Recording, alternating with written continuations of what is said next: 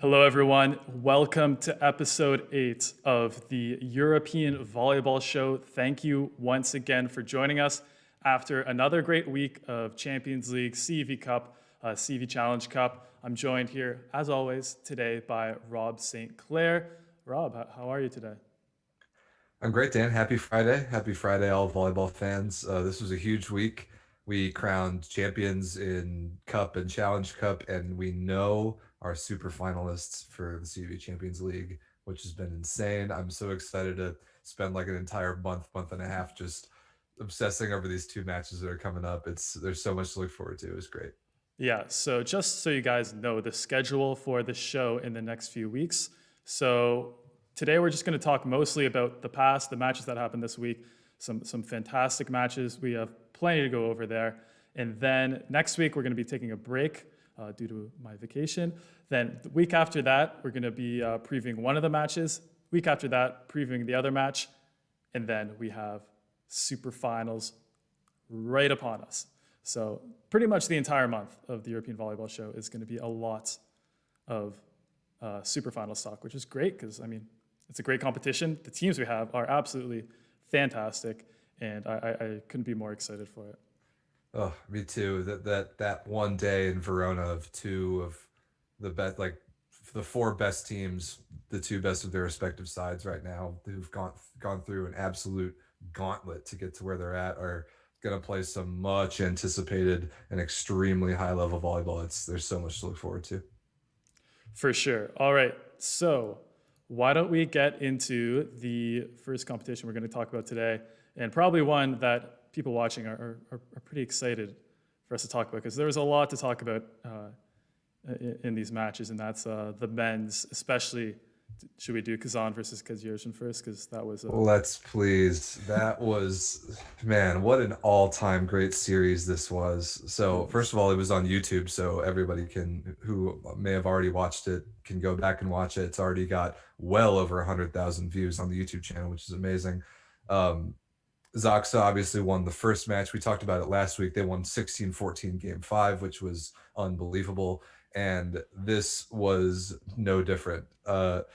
Kazan needed to win the match at least to have a chance, and they ended up winning the match in five to force a golden set. So, two golden sets in a row for the last two rounds of Champions League for Zaksa. And I mean, everybody knows the result by this point. 15-13, once again, Zaksa Kedzierzyn-Kozle proving that they belong here, that they are legitimate championship contenders, knocking off two of the biggest teams in all of European volleyball in two consecutive rounds, advancing to the super finals via golden set in one of the all-time great volleyball series that I've ever seen. It was just so amazing. yeah. I mean, how long did the match last? Like, I think it was Like 3 hours. three It was hours. crazy. I mean, how often do you see this? Okay, look at the set score here. 28-30, 18-20, and I believe we also went into overtime in the golden, or I think it was 15-13 golden set, right? 15-13. Yeah, the last three sets, golden set included, were all like deuce sets, extra point sets. So many match points, set points that uh were just held off by the opposing team. It was so tense. It was so exciting. It was so high level. And again, like just think about the last Zaksa matchup where they beat Lube in a similarly close golden set at home. Imagine if there had been fans there. Yeah, Imagine if there had been fans there. It would have been absolutely stunning. It still was. The level of volleyball is incredible. I was interested about this matchup compared to last week's because last week, so we saw Zaksa take a little bit longer than we expected to figure out the Zenit Kazan matchup. Zaksa lost the first two sets in last week's match pretty handily. They ended up being close in the score line, but they didn't feel as close watching them just because Zenit Kazan was able to flex their size, power, serving strength, the whole thing. But this week, Zaksa figured that out faster. They figured it out one set faster. After losing set one, 25-17, which was lopsided, they then turned it around, completely flipped the switch and won set two, 25-16. Zaksa did. So right there, that proved to me that they had adjusted and were more comfortable in the matchup than they were the week before. And it wasn't like they had anything to prove. I mean, they won the previous match, but that it was so fascinating to me, the coaching adjustments and the level and the style differences the whole time. And we talked about it last week too. Um, Irvin Ingapeth put Zenit Kazan Wow. on his back Yeah, that was in set 5 and in the golden set. He was the most dangerous player in the gym by far. Every time he stepped back to serve, I just expected an ace or like a one level pass or whatever. He controlled the ball. He took every offensive opportunity he could, and he scored. He started off the golden set, point one of the golden set. He did like the crazy reverse like tip behind him that scored in like classic swaggy Ingapeth fashion, which was insane. I'm like, all right, this guy's a fireball. He can't possibly lose. Um, but at the end of the day, actually in the golden set, I think Zaksa was up 8-4 at the side change, and Zenit Kazan pushed it all the way back, but Zaksa was able to get that 15th point, that 2-point margin inside out, which was huge. So just one break point short, Zenit Kazan over like almost 300 total points in this match, which is ridiculous. And the entire previous match, it came down to 2 points in the golden set. And that is just what the Champions League delivers. It was so phenomenally fun to watch. The highlight video exists, the whole match video exists on this same YouTube channel. Go back and watch it, consume it over and over again, because it was worth it. It was so great. for sure. And even just like the fifth set in golden set is like a masterclass in intense volleyball at the highest level. But you were talking about you're talking about Irvin Engapet. But I think the guy we need to talk about on Zenit Kazan, who I think, I mean, Engapet's flashy. He definitely had some very well-timed aces, like you mentioned in that first play of the golden set was, I thought it was over at that point. But Maxim Mikhailov, Yeah. I think, was clearly the go-to guy for Zenit Kazan. You could see Alexander Butko forcing him a lot in pretty much any side-out situation. There, Mikhailov was their first and second option, I would say. And he delivered, hitting over 60% in this one. Looked really good, but unfortunately, the other team was siding out pretty well as well. Zaksa seemed like it was impossible to break them at all. They even if Semeniuk or Zatorski misfired a pass, which rarely happens, Taniudi was right there to clean up and fix every ball. And even if that wasn't on point, then they still have some of the best out-of-system hitters in the league, which I found very frustrating. It looked like for Zenit Kazan. They just couldn't get through. It couldn't stop him. Yeah, it's exactly the strength of Zaksa, Kedzierzyn-Kozle that we've been talking about all season long, that even if you are able to apply enough service pressure to break their passing unit, which is outstanding, then they're just so ridiculously good out of system. And even not just scoring points like we've talked about, they just recycle into the block. They do the smart things, get themselves further ahead in the point, and then end up taking whatever like recycled or free ball opportunity they have to score on you. It's just so difficult to break that team. And you talked about Maxim Mikhailov, 26 for 38, 2 errors is one of the best opposite stat lines I've ever seen at that high of a volume. 27 points is amazing. Irvin Engapeth right behind him with 22. Like, Zenit Kazan played phenomenally well this match. Fedor Voronkov came off the bench for Bartosz Bednarz, who was not very good, and he was outstanding. Passed the ball phenomenally well.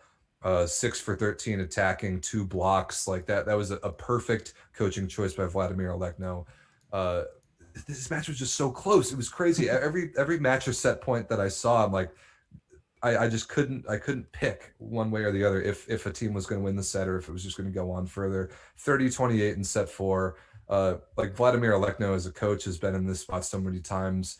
Nikola Gerbic in this spot has been there so many times. All these players have been there so many times. Like, you don't win 5 Champions Leagues like Maxim Mikhailov has without being able to pull it out in some close matches. And somehow, even that offensive performance that he put up was just not quite enough. Let's see Zaksa's offensive stats. Schlifka 16 for 31. Semeniuk 19 for 37 is really good. Kaczmarek 16 for 33 is pretty good. The middles both well over 70% kill rate. Just the Zaksa strengths. It was just strength versus strength, and the 2-point margin proves how evenly matched these teams were. Yeah, and I thought Kaczmarek actually bailed them out quite a few times in this one. He was really reliable for them for Tawny Udi, and had some really good moments, including a couple clutch aces as well at the right moments. But Rob, I have a coaching question for you. I agree, Okay. Voronkov did very well as a substitute for Bednorz, including some big blocks. But should Bednorz have gotten another opportunity maybe later on in the match? Voronkov was maybe playing better, but probably Bednorz is still the better offensive player and server, in my opinion. Definitely the better server, probably the better offensive player, but I think at that point it wasn't what the team needed. One thing that I've noticed about Bednorz this year, and that's been commented on by a couple different people, has been in out of system situations, like when he's 2, 3 meters off the net against three big blockers, he pretty much only has one shot, and that's to try and hit high hands right off the top of the fingertips. He absolutely never swings for court in those situations. Never. And in any area of volleyball at this high of a level, you cannot possibly get away with being one dimensional. And there were a couple times that Zaksa recognized those situations, Bednor's way out of system, and they just pulled their hands away. They completely took away his target of fingertips to hit at, and knowing that he was just going to swing for the back wall and hope to get a fingertip along the way, they took away his favorite option in out of system situations, and that was huge. Voronkov knew coming in that he probably wasn't going to be as big a part of the offense, which is fine. It's not what Zenit Kazan needed. Mikhailov was hot. Ingapeth was pretty hot. It's not like Butko needed a third pin option. He could just set Mikhailov all the balls that would have gone to Bednorz, and they wouldn't have sacrificed anything offensively. Voronkov is a sensationally good receiver, very, very good passer. I think that was the right coaching move at the moment. And I guess at that point for Alekno, if it ain't broke, don't fix it, because Zenit Kazan did win sets 4 and 5 with Voronkov in there. I mean, they were close, but there was no reason to take him out. Once they got to the golden set, there was no reason to take him out. Bednorz just didn't quite have his best stuff the first couple sets. And that's why we've talked about before, Dan, that having that third outside hitter on your team for club, like being able to come in and really contribute, is a huge asset. And both of these teams have that really. Zaksa almost never uses it, but Zenit Kazan did, and Voronkov I thought was really impressive. Yeah, you made fair points. And then I have another coaching question for you. Middles, Okay. because I think we said in the first one that Zenit Kazan actually played pretty well in the middle, especially in the two sets they won at the beginning. But this one, 12 points combined in six sets for Zenit Kazan, and I think it was 21 points, especially David Smith with 13 for Kedzierzyn. Why do you think Zenit Kazan went away from the middle there?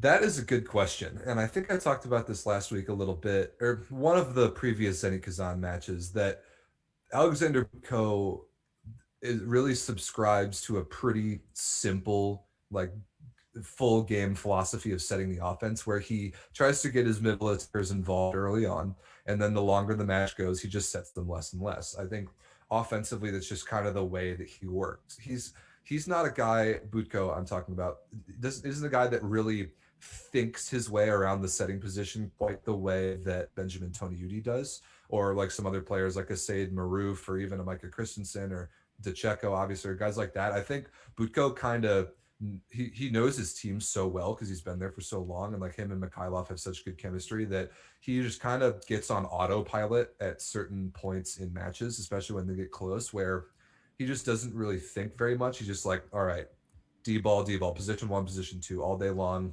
ride Mikhailov until he stops working. And the fact that Mikhailov never fails to produce, so it's not like he even needs to set the middle that much in late stages of games, but his middles are weapons. Volkov, Volvic are massive middles, phenomenally good offensive and blocking, and I agree, I would like to see them used more, but I think it's a product of just the way that Butko approaches the game setting.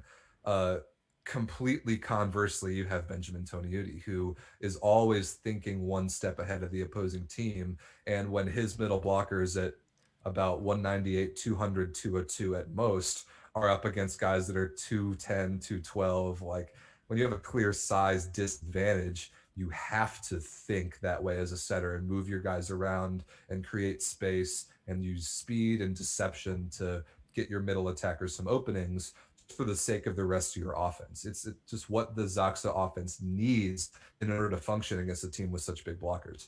And it's just kind of what they're comfortable doing. I would have liked to have seen a lot more production out of Zenit's middles because that should be a strength of theirs. But even blocking, like Volvic 4 blocks, Volkov 0. 0 kill blocks in the match for Alexander Volkov is crazy for as good of a blocker as he is. So I don't know what it is to the blocking, but offensively, I think it has a lot to do with the setters. For sure. It's an extremely different style of setter in this one and just a different style of play overall. To you, does this feel like a little bit of a changing of the guard given the context of the teams? I mean, Zenit Kazan, still an incredible team that has made tons and tons of CV finals over the years, but they play a very high ball style of volleyball. They play a very traditional style. Whereas I feel like Zaksa, Kedzierzyn-Kozle is like this new, exciting. They almost push the limits of what's allowed in volleyball a lot of the time. They play a very unique kind of team style. Do you think this is maybe the future of volleyball is going to be played like this? That's very, very well said. I think that there's definitely something to that. Zenit Kazan had that run of absolute dominance where it would have been crazy to bet against them in any Champions League match. And they had all the firepower in the world. They, of course, had Wilfred Leon at that point. But Maxim Mikhailov obviously was a huge part of all those runs. It is a different style.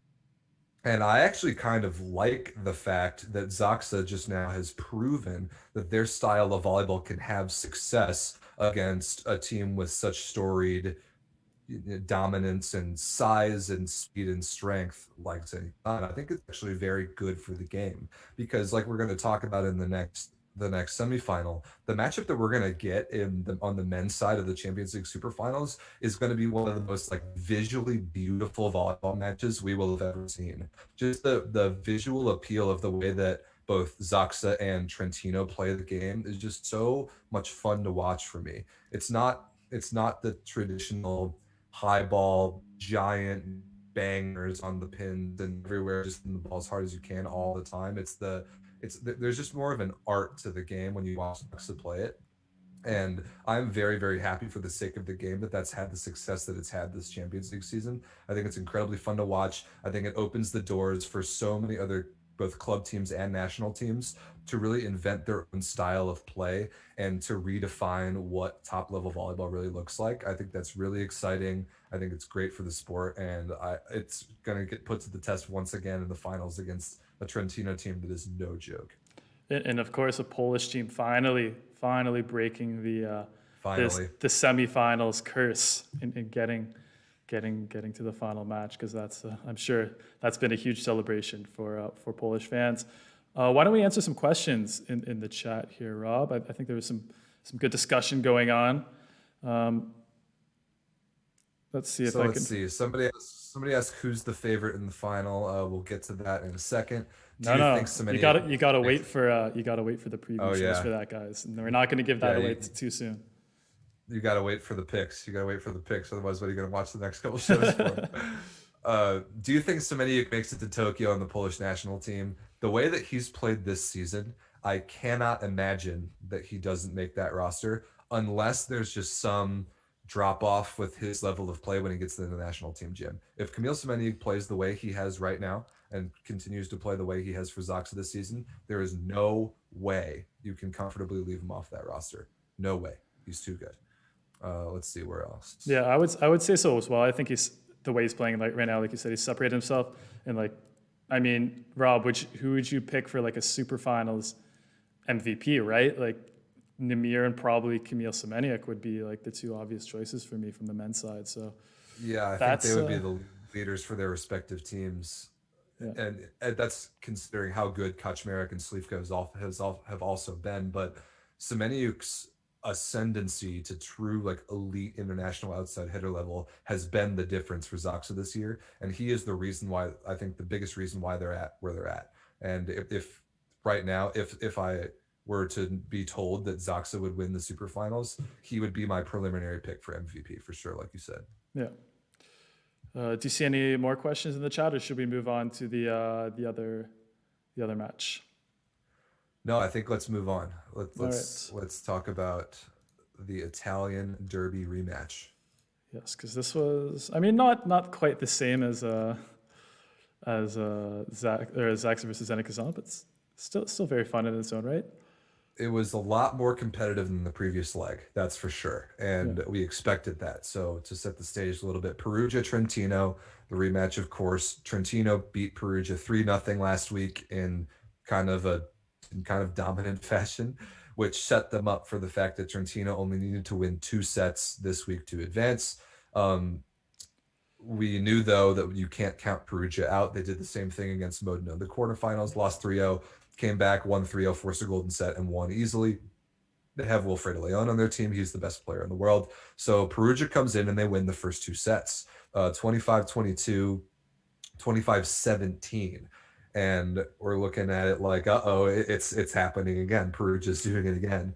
But set 3 was the turning point. Trentino winning 25-23, and it could have absolutely gone anybody's way. It was very, very close. A couple very narrow breaks either way and plays in the late stages of that set. And when Trentino got on the board, that changed everything for them.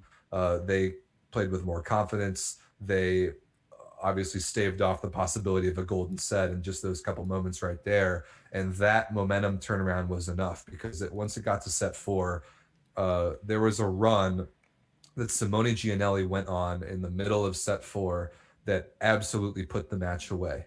He put so much pressure on Trentino. He put pressure on Perugia. He took them off the net. He took them way out of system. There was nothing that their offense could do to score. There were some very uncharacteristic hitting errors and just a lot of continuations that Trentino was able to transition into offense. They got up to about 18-12. I think it was about a 6-point lead for Trentino at that point, and even pretty inspired Wilfredo Leon's service run was not enough to come back against that. So once Trentino won that 4th set, 25-17, it was over. They knew that they had advanced. I think both teams played a lot of the bench in set 5, which Perugia ended up winning, but nothing about that was consequential. So Trentino dethrones one of the very early favorites to win this tournament, the number 1 seed in the Italian playoffs. Perugia's Champions League is over. It's crazy. Yeah, and Perugia, another team that seems to almost get there over the last few years. I'm sure it's a little frustrating for them. But at the same time, this match, I mean, it's way better to have those 2 set wins come at the beginning than or how it worked out, as opposed to the other way around. Because if Trentino had won the first 2 sets, then this game would have pretty much been a write-off. Instead, we got 4 sets of good volleyball. So yeah, 4 sets of really competitive volleyball, and yeah. so. I want to get your take on this too, Dan. Sure. When I watch Perugia, there's something about just the way that they play the game that surprises me about the level of success that they've been able to have. I mean, Wilfredo Leon is pretty much a cheat code, but just based on the eye test, it doesn't look like a level of like a style of volleyball, a level of volleyball that really equates to a truly elite European club team. It just surprises me when I watch them that they're able to have as much success playing that way. It just doesn't look as good to me. It's difficult to describe, but there's just something about it that I just don't quite like watching as much. I just don't have as much faith in the style as much, although Perugia, of course, is able to catch fire in some serious ways with guys like Leon, Plotnicki, even Sebastian Solé serving and whatever. They're able to go on some pretty crazy runs, but just the style of volleyball they play just doesn't quite do it for me in the same way. I don't really know why. Do you agree with that? What's your thoughts? I mean, I love watching the super athletic guys like Plotnicki and Leon, but I think the reason why Perugia doesn't look as good as they play is because a lot of their power comes from their service and their block, which are not maybe the flashiest things to see, right? Like a really nicely run in-system offense like maybe Zaksa has is nice to watch, it feels good, it's rhythmic, almost musical. But I mean, with Perugia, it's a bit stilted for sure. I mean, it's going to be a simple set by Travitsa, usually kind of a medium tempo high ball to Leon Plotnicki and Ter Horsch. And I mean, Rob, you're talking about a team that didn't have an opposite really the entire year, or didn't Absolutely have true. maybe didn't have the opposite they wanted. Because I think the style of play that they wanted to have really relies on having a good position two player to really take a lot of those balls. And Alexander Tanasevic, when he's healthy, is one of those players who can absolutely improve your offense. And of course, Alexander Tanasevic, one of the best servers in volleyball as well. So, I mean, I think ultimately Perugia did pretty well getting this far, considering, I mean, what other team, if they were missing a starter their entire season, and not just a starter, one of the top players at their position in the world, would have made it this far. I think Perugia can't get too down on themselves considering that. That's a great point. And I don't think enough people are talking about that when they're, pinpointing Perugia's weaknesses. It's the absence of Atanasievich this year has been such a big deal for them. And anyone who's watched Perugia over the last several years, Atanasievich, of course, has been their one constant. And he's been the absolute perfect fit. Dan hit it right on the head. Great server, phenomenal out of system attacker, position 1 or 2. He's such a big part of that offense and just such a dimension that a guy like Ter Horsch or Maciej Mujai or anyone else just can't quite provide. Is just a big difference for Perugia. And it is a good point. Anyone else, Rob? They did a good job. I love Shawan Vernon Evans, but he hasn't even been a factor at the opposite position. That's not his fault. Just Heinen refuses to even think about him over there. He just puts him in on the left side sometimes and just takes him out a point or two later. I don't really get that, but it's been a position of need all year and a question mark that has not been answered. And I think if you're going to go to the Champions League Superfinals and if you're going to win the Champions League, you've got to be complete at every position and you can't have any question marks. I think that's just how it is. All right. Do you want to look at the chat to see if there's any questions we can talk about for this match, Perugia versus Trentino? Actually, this is a good one. Do you think Leon's level dropped compared to his Kazan times? Maybe a little. I think the system and the offense and the setter has a lot to do with that.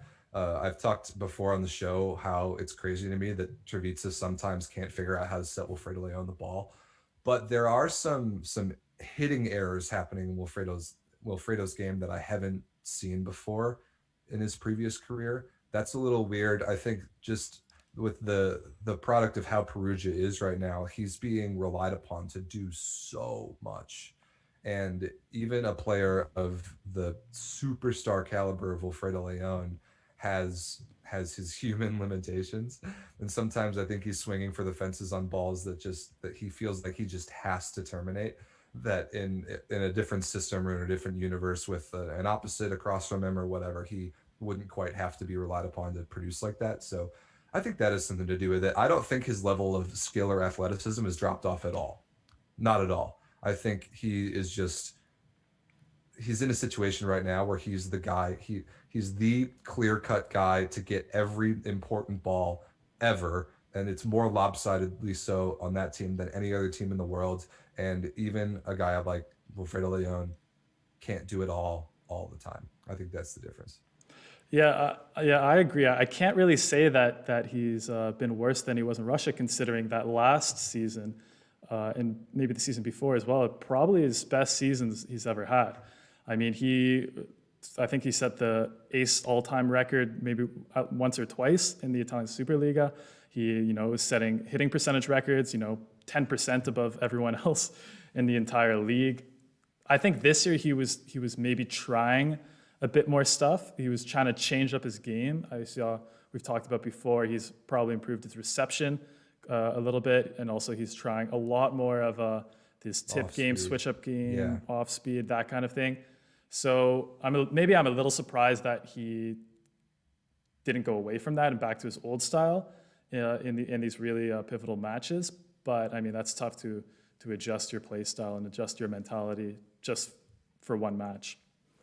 Agreed. If anybody out there is writing off Wilfredo Leon, you're crazy and you don't know him very well, because you just watch. He's going to take any little bit of fuel and go on a ridiculous run in the Italian playoffs, and who knows. I would like to see him get a little bit of a better setter next year wherever he is. I want him with someone like DeCecco previously, or even Butko, who can just feed him the ball where he needs it at the spot he needs it, and not. I don't want Wilfredo Leon's ability offensively to be limited by a subpar setter. That's just it's a waste of the best player in the world. So I mean, Trentino won this match and they're going to the superfinals, and we've barely talked about them at all. I think we got to give them a lot more credit. Yeah. I mean, Trentino, we saw, I think we talked about this before, but Trentino, we came into the season saying they were like, this is a all-star team. This is an Olympic like gold medal team. This is, Lucarelli's coming in. You have the two Serbian middles who are two of the best middles in the world. You have, you have Simone Giannelli. You have Namir Abdelaziz, who just came off like an absolutely insane season with Milano. So, but then all the hype died down because they went on that losing streak. And I had an opportunity to talk to Namir about that. And he said, yeah, we had some difficulty with everyone fitting together in the beginning and in having some COVID issues as well. But then he said the thing that turned their season around was beating Dynamo Moscow in that kind of second round of Champions League. A team is playing for the Champions League title that came out of the second round of the tournament and had to beat Dynamo Moscow, the first place team in Russia who just won the CEV Cup. That is crazy. Yeah, it's crazy to think that these teams might go on to win Champions League and CEV Cup. I can't imagine that has ever happened before. But yeah, no way. I mean, but Trentino, I don't think they would have made the superfinals or had this much success in Italy without the absolute breakout season for the youngster Alessandro Micheletto. Can't say enough good things about Alessandro Micheletto. He has been exactly what Trentino needed. Finally, just starting every match, like I think we've been saying he should have the whole time. It's funny because he never lights up a stat sheet. Only 9 points in this match. I mean, he did play set 5. Not that it mattered, but he just does everything so well. He's big. He blocks phenomenally well. He receives phenomenally well. He's really breaking the stereotype of the fact that the old logic was that big dudes can't pass the ball, but Micheletto can. He's got a great arm. He's a good server. He does the right things offensively. He's got just really good range. I love his crossbody 4-4. I love his off-speed game, and just he's settled into a really nice role with Trentino where he produces exactly how much he's relied upon to. No more, no less. He is very reliable and just looks like, just based on the eye test, that he's way older than 19 years old. He just looks so mature and experienced, and I've been so impressed by him. And I will tell you right now that every Italian volleyball fan is just jumping up and down with happiness about this kid, because he's also going to be huge for the Italian national team for like 15 or 20 years. So huge Micheletto fan. For sure, and I think he just fits the team better than Decoy did. I think you have, with Giannelli setting and Namir hitting on the Lucarelli and Namir hitting on the pins, and you have two middles so you can set 15, 20 times a match. I don't think you need another offensively focused player like Decoy, who's maybe a little weaker in reception. I think Micheletto, like you said, he doesn't need to score double-digit points every game, but he can still provide a big impact on the court. And Volleyball Source 2.0 has a good question here. Do you think Moscow could have made the superfinals had they beat Trentino? Oh, man. That's a great question. Yes, they could have. Moscow has pretty much no weaknesses. They are phenomenally big, skilled, talented, and they have 3 foreigners that they're able to use in CEV competition that they can't use in Russia, like we've talked about before. The way that they played in CEV Cup finals the past couple of weeks has been incredibly impressive. Their first place in Russia, one of the very best leagues in the world. They might be the favorites to win that domestic league. Sure, they could have easily gone on to do serious damage in Champions League, or maybe win the tournament. Who knows? But it's crazy that teams of the caliber of Moscow and Trentino met all the way back in the second round, and here we are with both of them playing for respective championships. It speaks a lot to the level of European volleyball right now. Yeah, and I mean, we'll talk about this a bit more when we talk about CV Cup, so I don't want to get too far into it, but I would have said no before this season, but after seeing what Pavel Pankov has become, I would say, yeah, they would have had a decent shot. Um, Great all right, point. do you want to move on to the women's games? Yes, there is less to talk about here because the games were lopsided. they were Yes, unfortunately, they not the were storybook much ending that right, Busto that Busto would have much liked. much less dramatic. So let's start there with Busto and Vakifbank Istanbul. Of course, Busto with maybe the upset of the entire tournament, 3-2 over Vakifbank in the first round after going down 2-0. They complete just a magical, miraculous Yeah. reverse sweep of one of the favorites to win this tournament. They played with absolutely no fear. They played with all the confidence in the world. It was phenomenally fun to watch. And then, unfortunately, they come back and got absolutely dusted by Vakifbank Istanbul. 25-13, 25-15, 25-15. And all three of those sets mattered. Vakifbank had to win 3-0 or 3-1 to advance without a golden set. And I could not believe how lopsided this match was. It was crazy to me. Vakifbank refused to let anybody stand in their way of reaching their goals of the superfinals. They completely flipped the switch after last week. They really put their foot down, proved that they are one of the best teams on the planet, and this was not close. I really don't even have that much to say about this, but I do want to look at the numbers and see if the numbers are as lopsided as the set scores were. They very much are. And I bet Vakifbank Istanbul, which is the superfinals, was a two-set series. Yeah, I think they do too. given the way they played in this one. Yeah, just put their foot down right at the beginning. I think this goes back to Giovanni Guidetti's mentality. Like I think he was pretty harsh on his team after that first one because he knows this team is on paper. I mean, let's be honest. Like they are an extremely talented team. Probably should have been able to beat Busto Arsizio fairly comfortably. And all credit to Busto winning that first match. That was an incredible game of volleyball, and they, like you said, they played very well. But Vakifbank just came out firing. I think they fixed all the little mistakes, hesitations that they were making, uncharacteristic hesitations, by the way, that they were making. The first one, I think Michelle Barch came out and provided a lot of support on offense to Isabel Hack. I just think all around great performance. I think their block defense was a lot better as well. Busto had a lot of trouble scoring, as you can see by the stat sheet here. Only 25 kills in 3 sets, which is 25 kills and only 25% kill rate as a team is insane. Yeah. If you look at those numbers right there, if you get 25 kills in 3 sets and you hit like 250 as a team, not including the errors, then you're probably going to get smoked 3-0. And sure enough, like Vakifbank by comparison, 47 kills, 50% as a team. That's one of the most like the biggest disparities in offensive output between two teams that I've ever seen. It's just incredible. Yeah, I mean the serving 6-1, yeah, the aces, the blocks, it's none of it's close. And I mean, Rob, we did end up getting our matchup. So At congrats. long last, the matchup that we've been talking about all along is finally here. I'm gonna get to obsess about it for the next month. I was a little bit worried, a little bit spooked about Vakifbank and after what happened last week, but I shouldn't be all that surprised that they came back and put their foot down and advanced to, I can't remember, their 7th super final as a team, which is insane. Something along those lines. They're no stranger to this point in the competition, and I'm really excited to watch what they do against Conegliano in the finals because it's going to be crazy. We've all been looking forward to it. Yeah, for sure. I'm just going to look through the comments for a sec here. Said Selene says, when Maya and Hawk are in their best mood, Vakifbank's pretty good, and we're very lucky we have Gabby, amazing defense.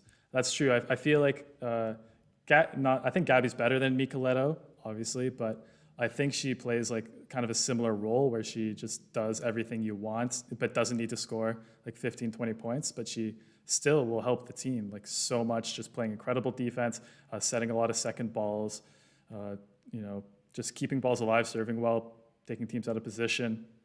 Definitely a great fit on this Vakifbank team, and maybe a little underappreciated this Totally year. agree. One of the very best like L2 sort of second outside hitters in the entire game.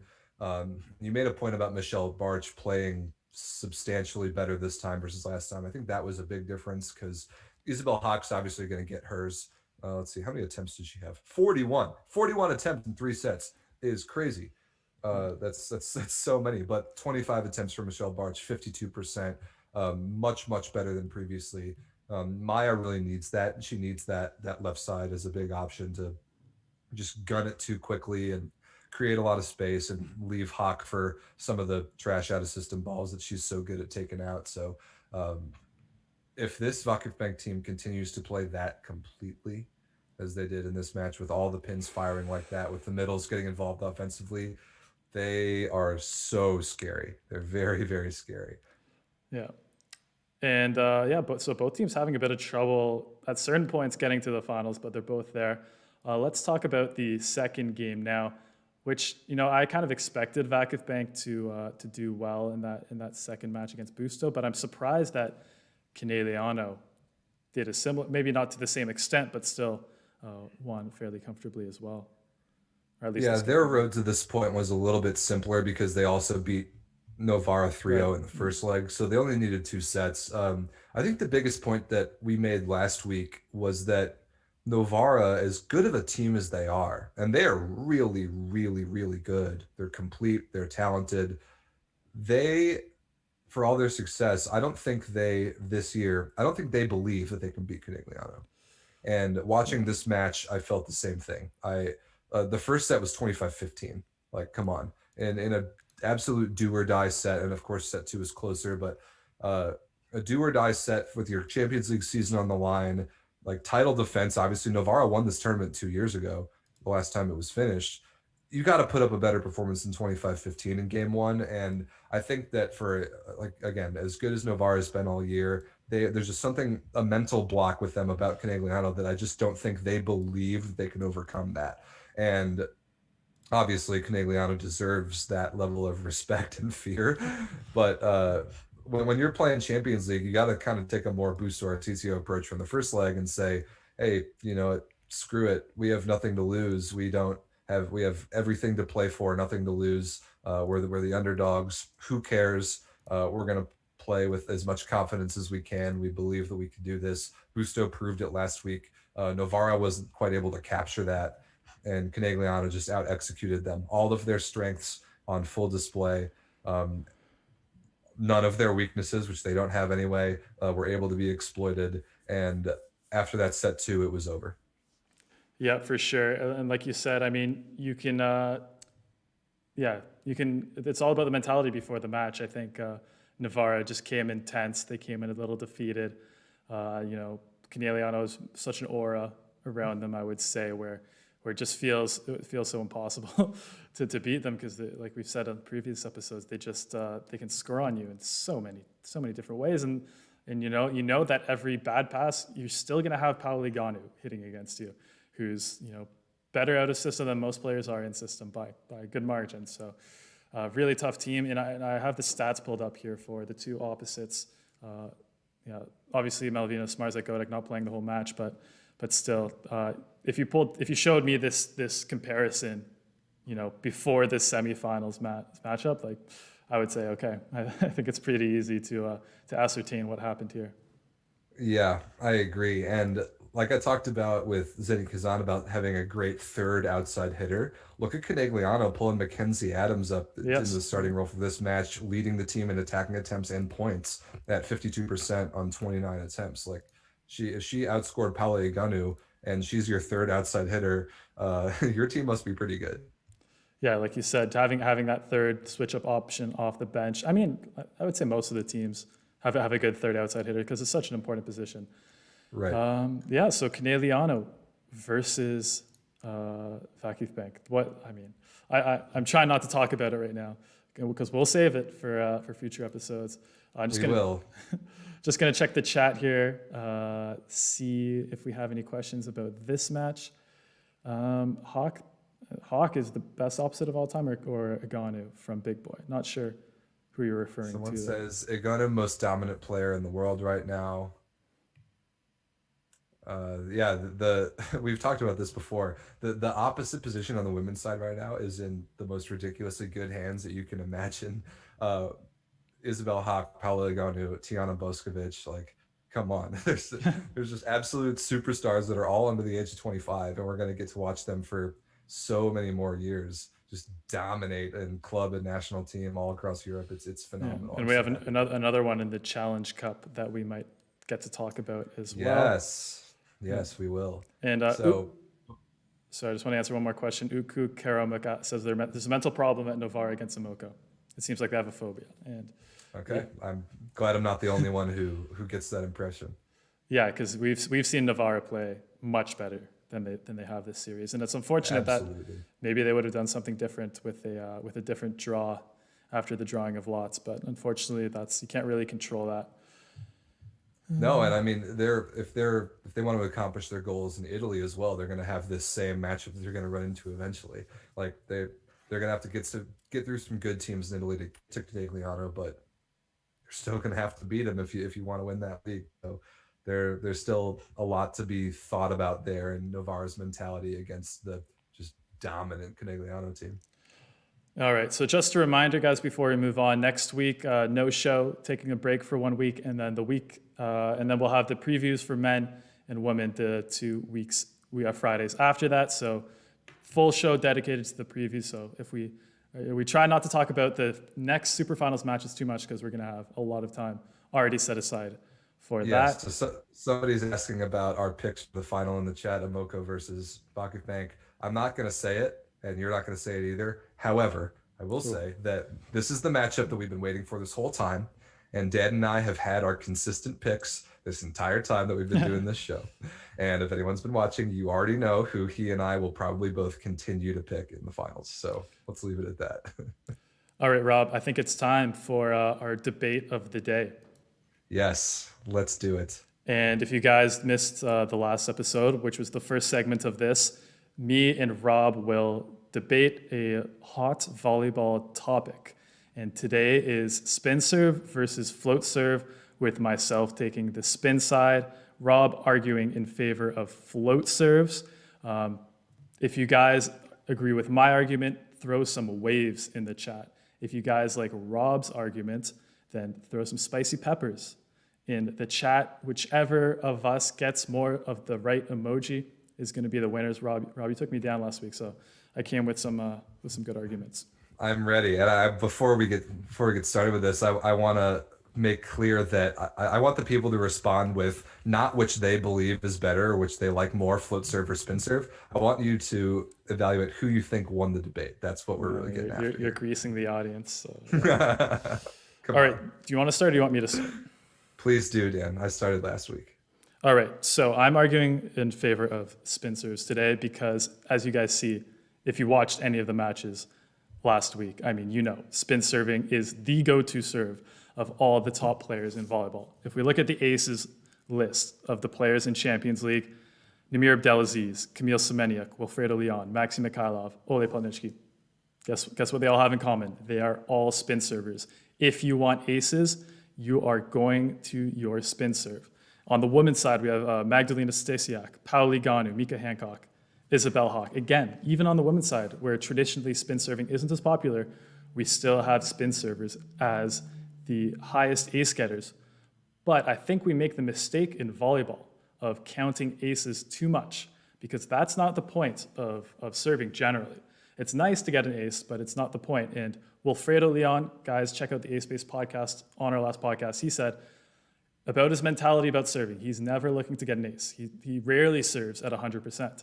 His goal is always to put the team out of position and make sure your triple block is set up, make sure your back row defense is set up behind that block, and that's way easier to do off a spin serve. Because if you think about it, a spin serve is way more likely to send a ball outside of the court after a reception.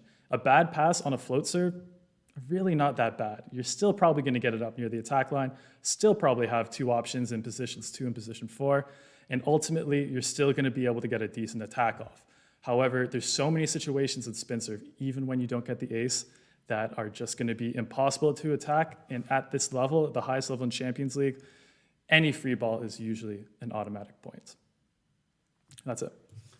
Okay, well said. Yeah, there's a lot to be said for the widespread and popularity of the jump spin serve in both games. You made a great point about its growth on the women's side, but there's a reason why there are still float servers in either game and why they're able to be so ridiculously effective. First of all, less error prone. That's the most obvious advantage to float serving, is that the error rates are just so much lower, and there's no way you can score points on serve, which in volleyball is the goal, if you serve the ball out of bounds all the time. So teams that rely on just strictly jump service pressure to win matches can be really hot and cold and streaky, because if your servers aren't on that day, you have no chance. If they're hitting a lot of balls out of bounds, if your ace to error ratio isn't where you want it, you have no chance. Meanwhile, take a look at a team like a Zaksa, who has their good jump spin servers, but actually I would argue that Benjamin Todiuti is the most important server on that team.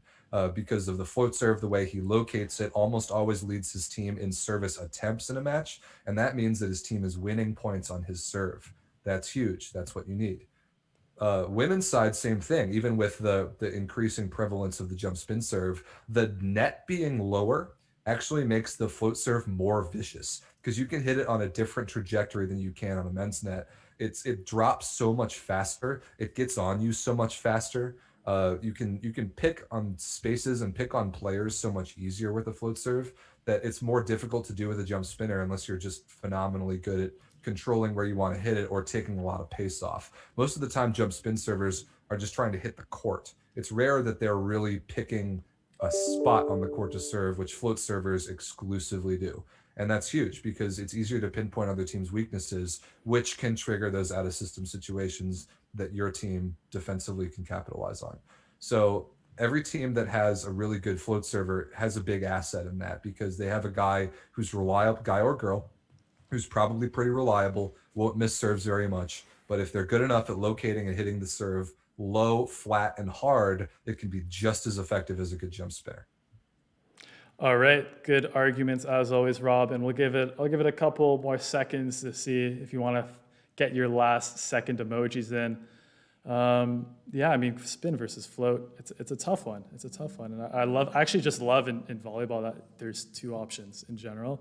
I think, like, if tennis, there's only one option, really. You just hit the ball as hard as you can. I think that it's great that there's like a technical second option, or I'm trying to think. Maybe it's more like baseball, where you have a couple of different options available to you. But I think, Rob, I see a few more waves in the chat today, actually. I think so too. I think it's close, but I think I'm going to declare myself the winner today. So. Congratulations, well deserved. All right, bounce back victory. So yeah, good debate. And yeah, if you guys have any arguments, throw them in the chat. If you guys think we missed something, if there's another good point that we missed. And why don't we go on to, I believe next is CV Cup, Rob. Let's do it. So continue. Let's just tackle the women's one really quick, because Sure, yeah. continuing the theme with the rest of the women's matches all week, and actually all the competitions, it was not close, which is really too bad. I wish that those matches were more competitive.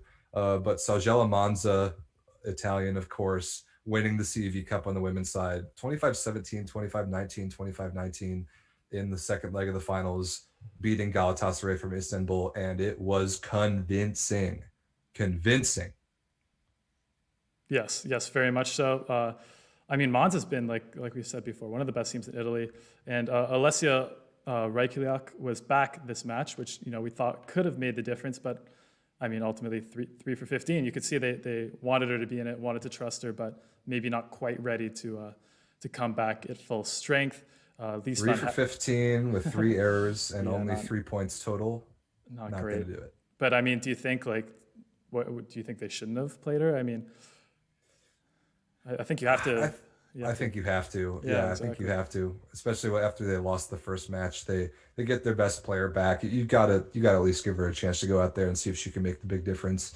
It turned out she couldn't, but I think Monzo is pretty clearly the better team here. We talked about them a lot this year. A team that's not playing Champions League, but certainly could. They're at that level. For sure. They're championship contenders in Italy for sure. They're just very, very good, top to bottom. How many blocks? Am I seeing this correctly? 16. Does that say 16 blocks? You got to be kidding me. That's insane. Everyone was in on it on Monza. I mean, they're a tall team. Like Hannah Ortman is a huge outside hitter. Lise van Heck is a great blocker. Oro is a good blocker for setter. So yeah, I'm not. Yeah. 16 blocks in a 3-set match. And another good one was Alessia Oro, the setter for Monza, just dishing it out so well. I think there's 9 players. I mean, this is also the fact that there's 2 different lineups because they switched their bench in the third 10 set. 10 players scored points. That's amazing. Yeah, but even in the first 2 sets, a very well distributed offense. You can see a pretty good hitting efficiency difference. Okay, so here's another. We always talk about it, Rob. Hitting percentage versus hitting efficiency. So only 6% difference when you look at the percentages, right? But look at the error difference. 11 errors for Monza versus whopping 27 errors for Galatasaray. So that's why you got it. If you don't think that makes a difference statistically, then you don't know what you're talking about. That makes all the difference in the world. Those 16 blocks that we're talking about from Monza have to negatively affect Galatasaray's hitting stats. They have to. Otherwise, why are you blocking 16 balls? If you're just looking at kill rates, like 33% kill rate for Galatasaray as a team is not bad. It's not even that far off from what Monza had, but so many errors. They barely hit above 0 efficiency as a team. That's really the story. And it's what I've talked about my thoughts on that stat before, but it's why I think it's just so much more important. Yeah. So basically, there were just a lot of balls that Galatasaray was attacking that were either blocked or completely missed as an unforced error, therefore ending the rally, which is different from when there's a continuation that could potentially, you never know what happens. It could take the other team out of system, or you could get a block back on your end, or you could get the ball back as a free ball. There's a lot of scenarios where you win the points on a non-scoring play versus an error. Right. Yeah. A non-terminal attempt is very different than a kill, and it's very different than an error, obviously. And different players and different teams kind of approach their attacking differently. Like some players are just more terminal by nature than others, in that they pretty much every time they touch the ball, the point's over. It's either a kill or it's an error. But yeah, like Zaksa, for example, a phenomenally good continuation team. They're hitting, their kill percentage is not going to be as high as some other teams, but their efficiency is, because they make so few errors and they do positively offensive things that don't necessarily score points the first time, but it gives their offense better looks to score points the next time. And that's why that stat is so important to me. Yeah, I mean, also a pretty good side-out team as well. Well, yeah. Okay, so let's go CV Cup men. Pretty good one here. Yes. last night. Russian This delivered. So go watch this on YouTube. All these matches, the second legs of both cups and both challenge cups, are here on this YouTube channel, which is amazing. This match was awesome. First of all, I have to give whoever is in charge of producing like the live match setting in St. Petersburg a ton of credit, because I think that is a model for how live volleyball spectating should be. So much just like goofy theatrics, like lights, sounds, dancing mascots, like all this crazy stuff. They got the benefit of having some fans in the stands, but the atmosphere of this match was absolutely electric. Made it that much more fun to watch. And the volleyball delivered too. So Dinamo Moscow won the first leg 3-2 at home last week, which was great. And it set this up for the fact that you couldn't just win the championship off of 2 sets, which is way more fun to watch. There was a rally at maybe 22-22 in set 2 or 3. I can't remember, but it should be all over the internet right now. I think it's all over CV's Instagram. Like Ivan Yakovlev, like reaching over the barrier to bring a ball back. Igor Kliuka diving from 15 meters away to send the ball back over. And then Yakovlev comes back and stuff blocks the ball to keep the point alive. Like just incredible. Some of the rallies, some of the plays, the blocks, the attacks were just stunning to watch. It really was the level of a Champions League match, which is great, which says so much about the CV Cup. And Pavel Pankov with a championship winning ace at 25-24 in set 4. Well-deserved MVP honors, and he is an absolute stud in the setting spot for Dynamo Moscow and should seriously get consideration for the Russian national team. Dan's been on him this season longer than I have, but the more I watch this kid, the more I'm just so impressed. And there is a very good chance that he is the future of that position for Russia. He was awesome. Awesome. Yeah, I mean, I remember looking after the first, few weeks of Russian league competition, looking through the stats, and I was like, wait, Sam Daru's hitting 60%. Wait, Ilya Vlasov's hitting 70%. Wait, Sven Sokolov's hitting 55%. Wait, all of the best hitters in the league, they're all in Moscow. What is going on? So after that, I was like, okay, what's the common thread here? Pavel Pankov. Wait a minute, something's happening here. Watched a couple matches, like, okay, so yeah, he contacts the ball like a meter above the net. Has extremely fast hands, super precise, great blocker, great server. Like what?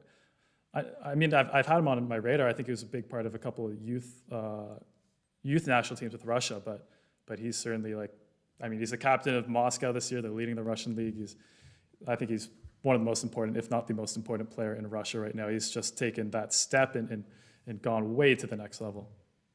He's what, 24, 23, 24? I think 25.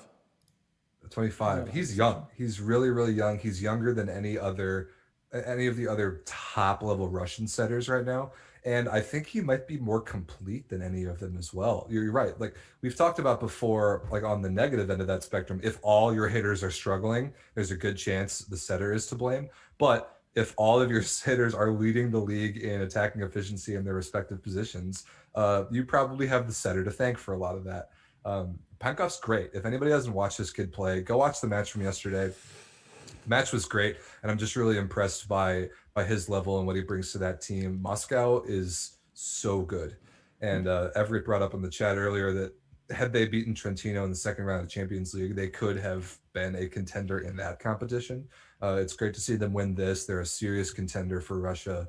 The Russian league is awesome. ZSP is really good too, but they were missing Viktor Poletayev, and that was a huge loss. Huge.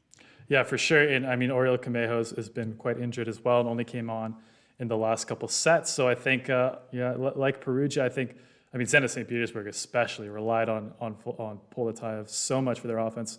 One of the best just attackers overall in the world, and a great server as well. And unfortunately, they kind of missed that a few times in this match.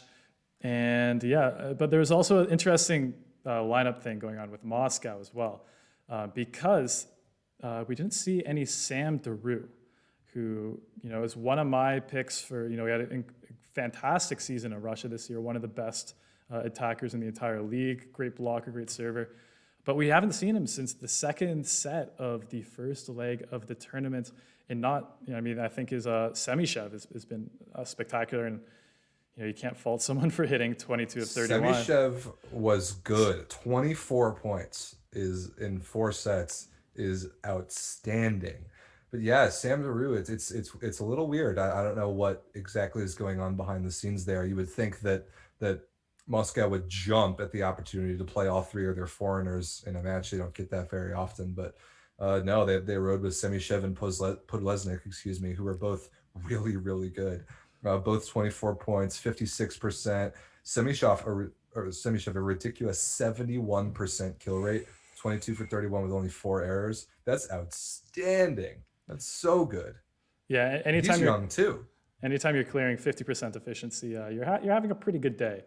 That's for sure. Also, that late signing of Lauri Kerminen, which I believe they signed for Champions League, ended up paying off pretty well for them. Ended up getting a lot of use out of him in CV Cup. Kerminen is a difference maker. He's one of those top level liberos that can really make a difference on a team. He was a great pickup for Moscow. It's a shame that they didn't get to use him a little bit more. But now I guess with Semyshev and Podlesnik ascending their level a little bit, and maybe Daru is a little banged up. I have no idea. I really don't know. But they now have options. They can play Kerminen more if they're more comfortable with that other outside hitter pairing. I'm not sure. I wanted to shout out Oriol Camejo because he played phenomenally well when he came in the middle of set number 2. I thought he was really, really good. Igor Kliuka was great. Ivan Yakovlev was totally great. 7 blocks is just amazing for Zenit St. Petersburg. Really effective attacking as well. But they really just missed Viktor Poletaev. It's a shame that this matchup had to happen without him. That would have made it just all the much more compelling. But this match was still really good. Yeah, and I think Igor. The last point before we move on here, I think. Oops, I'll just switch that. I think Igor Kliuka, has, if you haven't been following Russia that much, he has been struggling quite a bit in Russia. So I think it's great to see him in this match. And okay, let's see if there's any questions before we finish off with Challenge Cup.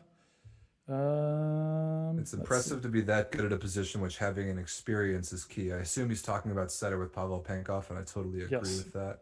Yeah, young setter is amazing, and I mean, that's a tough decision this summer for the Russian national team. That's a really tough decision. I know what I would do. For me, it's an easy decision, with someone with no skin in the game, so to speak. But I'm sure there's a lot of factors that are going to affect that decision. Well, Coach Samuelvo for Russia just saw Pavel Penkov beat his team in this match, and he's been watching them all year long just take Moscow to the top of the Russian league. So maybe that's all the data he needs. We'll see. Yeah, Anke Esselman saying, guessing they're saving Daru for Final Six. They've been, Sam Daru was a little banged up earlier in the season, so no one's really sure where he stands fully on health-wise. Totally makes sense. That's fine. Yeah. All right, let's do our last one for the day, Rob, and talk about Challenge Cup, which also finished. Challenge Cup, yes. So we have our champions of Challenge Cup and CEV Cup. Let's do women first again because it was less competitive. System 9 Kedzierzyn-Kozle Istanbul wins the CEV Challenge Cup 3-0 again, second leg in a row over Alba Blaj from Romania, 25-17, 25-17, and it was over after that, 25-12, just for the formality. And we've got to talk about Alexia Karatasu, don't we? I mean, what else is there to talk about? 19 points on 17 of 32 attacking, plus a block and an ace. She's 17, you guys. She's 17 years old. I mean, come on. She's playing absolute top-level European club volleyball in one of the best leagues in the world. She's leading her team in scoring at 17 years old. Come on. And I mean, this is the same path that players like Isabel Hawk and Tiana Boskovic followed, where they pop onto the scene at 16, 17 and are immediately ready for the big leagues. You see them playing on the senior national team at extremely young ages. You see them, having these ridiculous stat lines where they're hitting well above 50% at the opposite position on a lot of out-of-system balls. And for me, based on this, she's following that path. That's her destiny right now. If she, it's the same trajectory for sure. Yeah. And yeah, it's great to see her play. And like we said on the podcast before, great for a young player like that to have so much poise on the court. Also want to, again, the other player that I feel like we always talk about on System 9 is Jen Cross, Canadian national team middle blocker. 5 blocks in this one, 4 for 7 hitting, just locking it down in the middle position. Perfect. Once again. A perfect middle stat line. Exactly in a 3-set. Get some efficient points when you need to, but you're there to block, and she did that very well this match. So yeah, congratulations. In the chat, yes, I'm seeing. Yeah, congratulations to Kedzierzyn. Of course, I'm seeing in the chat. Someone said their average age on Kedzierzyn is 21. Wow, I did not know that. The entire team, their average age is 21. That is stunning. Yeah, my hope though is this is not just going to be a farm team to the bigger clubs, and that they can actually grow together, which is I think is wishful thinking, but we'll see. It is a little bit of wishful thinking, but it would be nice. I would like that. And by the way, Alexia Karatasu, I think is MVP of this, and I believe she's the youngest MVP of any European Cups competition in volleyball. So congrats to her on that accomplishment. It'll be a while before that record is broken. I just cannot picture somebody winning MVP younger than 17. That's amazing. All right, let's talk about the last match of Challenge Cup, which was a dual 5-set series between Milano and the Turkish team Ziraat Bankasi Ankara. This series was great series. Milano very good Italian team. I mean, they finished 8th in Italy, which is crazy for how Yeah. talented they are. And Ankara leading, or Zenit Bankasi, I think there are 2 Ankara teams. Zenit Bankasi leading the Turkish league. And that team is good. Both these teams are really good. The first match was great, Milano winning 3-2, which set up, again, to be more fun for this leg with, and you couldn't just win the championship off of 2 sets. Super back and forth. This match is on YouTube. You can go and watch it. Ankara, Warcher Termat was everywhere, 21 points. Martin Atanasov, 20 points, really good. Martin Van Garderen was really good, the second outside of 13 points. Martin Van Garderen, you thought was really good in this one. I would disagree with you on that one. I think he was. I thought he was pretty good. Thought it was pretty good. I thought he struggled to convert some very convertible balls that maybe could have made the difference for his efficiency is less good. Let's see. Yeah, his efficiency is less good than I thought. I don't know. Maybe, yeah. I find Martin Van Garderen tends to struggle against really good blocks, like that we have on Power Volley Milano with Jan Kazimiernik and Jean Patry and these guys. Jean Patry had 5, excuse me. There you go. And Martin Van Garderen blocked 4 times. So 4 times, that'll do it. Kazimiernik 4 blocks. Yeah, it's Milano, very, very good blocking team, of course.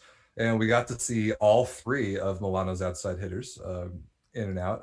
Your boy Stephen Marr, not nearly as good this time as he was in the last match coming off the bench, but ended up being enough. Kind of the second match in a row that went the same way. Very, very back and forth until set 5, where Milano just goes on a run and runs away with it.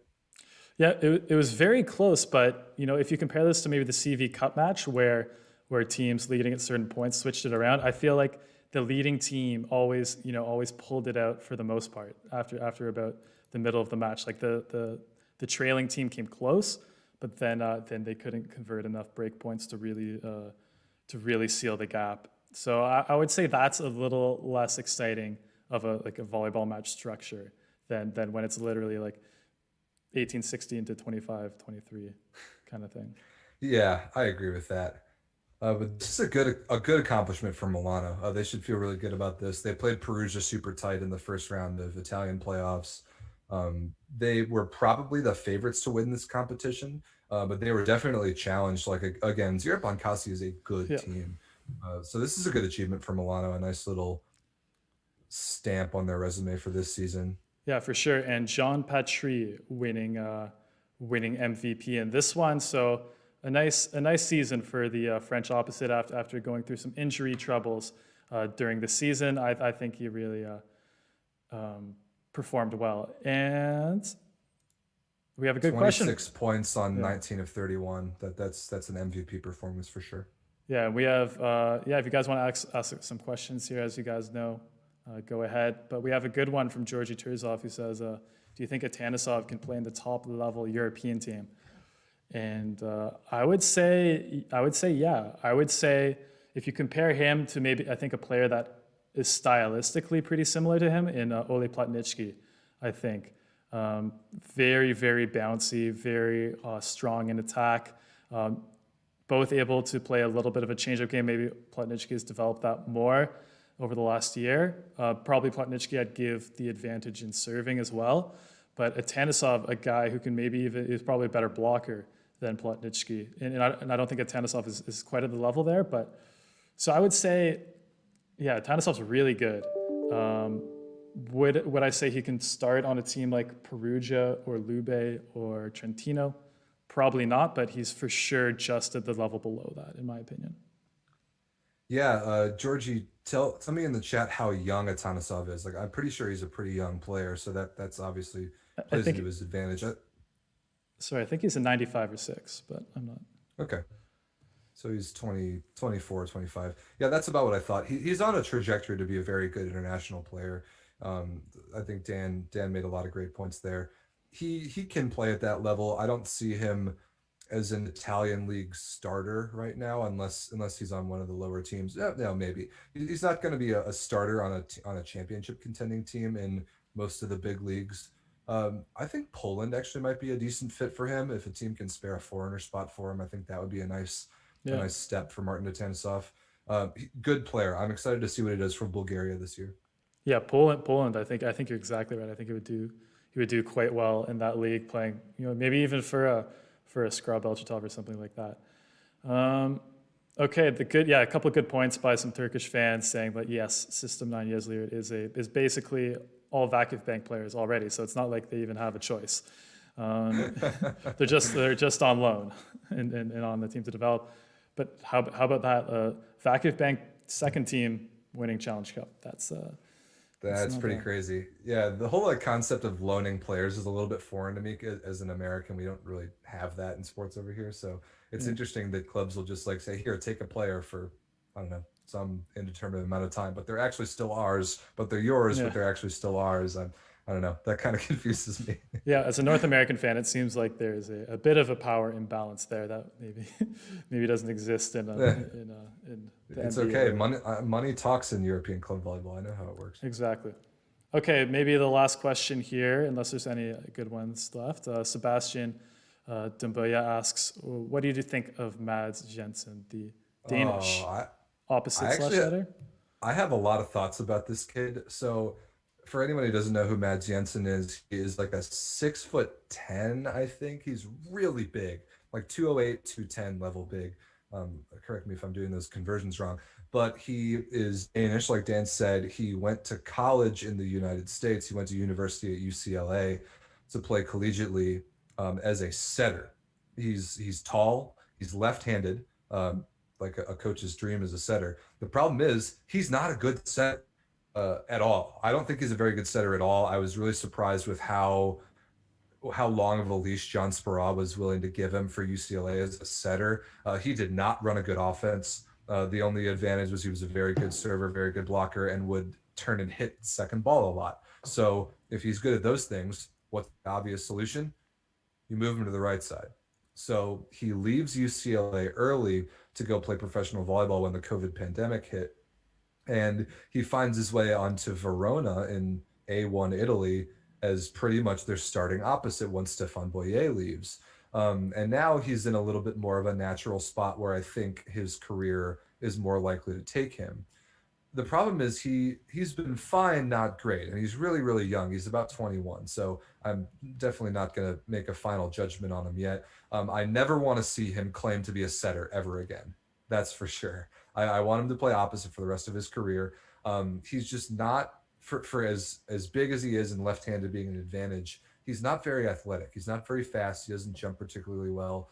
His arm is okay, but not great. There's some developments to be made there. He played opposite back in Denmark, according to the chat. Yeah, I believe it. Good trajectory. I'm eager to see where he goes. He never should have set at any point in his career. I think that hampered his development.